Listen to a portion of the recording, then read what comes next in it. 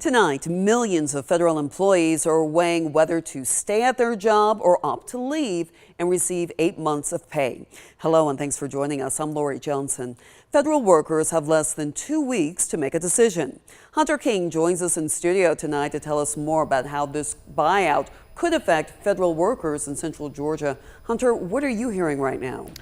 Well, Lori, local union leaders question if the government can deliver on that promise. It's still not exactly clear just how many people will be affected, but officials tell me it's expected to reach some people at Robins Air Force Base. The email arrived in government inboxes Tuesday. Accept a voluntary resignation now and get paid through September. For some workers, it may offer a path to a new chapter. 8 months of getting paid and not doing anything and figure out what your next course of life will be? That's unprecedented. You won't find that anywhere else in any other industry. But Jeanette McElhaney, treasurer of the local government employees union, sees a problem with that promise. The federal sector is not funded past March. We know that. So how can you pay me when you're not funded in order to pay me? McElhaney worries the deal could leave workers vulnerable if deeper cuts come later. If there's a rift, a reduction in force, then who will be the first people to go? The people that took the buyout. Any reduction in base staffing could ripple through the local economy. Robins pumps $3 billion a year into Central Georgia. What happens if the base is not functioning?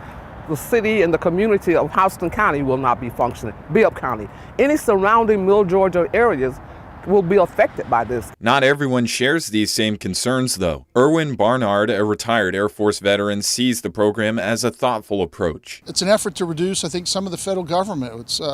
It's a large, bureaucracy, and I think it actually has some merit to it. But for now, the union continues to field calls from workers as the February 6th deadline approaches.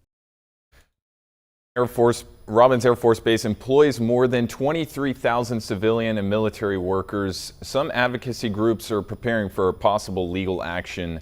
Democratic Senator Tim Kaine of Virginia urged people not to take this deal, this deal that was offered to them, claiming that the executive branch does not have the authority to do this. Lori, back to you.